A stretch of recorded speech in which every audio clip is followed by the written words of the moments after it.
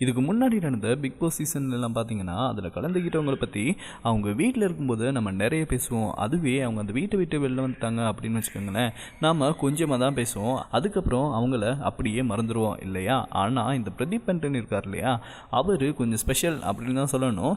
ஏன்னு பார்த்தீங்கன்னா அவர் எப்போ அந்த வீட்டை விட்டு வந்தாரோ அன்னையிலேருந்து மக்கள் ஏதாவது ஒரு வகையில் டெய்லி அவரை பற்றி பேசிக்கிட்டு தான் இருக்காங்க. அதுக்கு நம்ம பிரதீப்பும் அடிக்கடி ரிப்ளை கொடுத்துக்கிட்டு தான் இருக்காரு.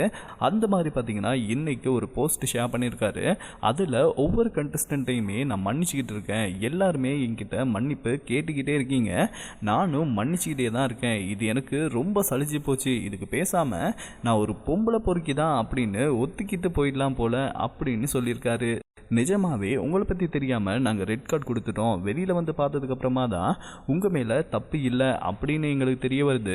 இந்த மாயாவும் பூர்ணிமாவும் சேர்ந்து தான் எங்களை இன்ஃப்ளூயன்ஸ் பண்ணி உங்களை தப்பாக நினைக்க வச்சுட்டாங்க இப்படின்னு இந்த பிக் பாஸ் வீட்டில் ஒவ்வொரு வாரமும் எலிமினேட் ஆகிற கண்டஸ்டன்ட்ஸ் எல்லாருமே பிரதீப் கிட்ட மன்னிப்பு கேட்டிருக்காங்க.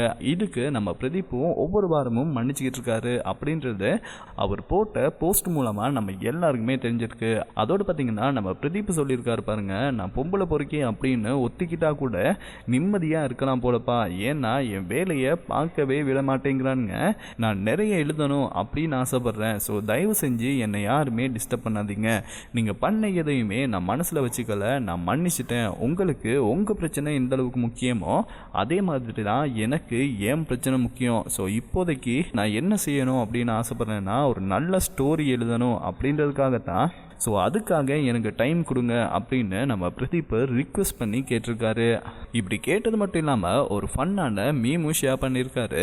அதில் என்னதான் எல்லாரும் என்னை சுற்றி பழி போட்டாலும், முக்கியமாக கமல் சார் கூட என்ன தப்புன்னு சொன்னாலுமே இங்கே நான் தான் ஹீரோவாக வெளியே இருந்துக்கிட்டு இருக்கேன் அப்படின்ற மாதிரி ஒன்று ஷேர் பண்ணியிருக்காரு.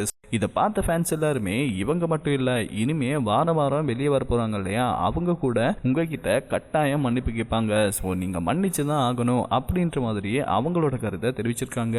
அது மட்டும் இல்லாமல் பார்த்தீங்கன்னா இப்போவும் அந்த வீட்டுக்குள்ளே நிறைய பேருக்கு ரெட் கார்டு கொடுக்கணும், அவங்கெல்லாம் இருக்கும்போது உங்களை அனுப்பினது அன்ஃபேர் தான் அப்படின்னு இப்போவும் பிரதீப்புக்கு ஆதரவாக பல குரல்கள் எழும்பிக்கிட்டு தான் இருக்குது. ஸோ இதை பற்றி நீங்கள் என்ன நினைக்கிறீங்க அப்படின்றத மறக்காமல் கமெண்ட் பாக்ஸில் சொல்லிடுங்க.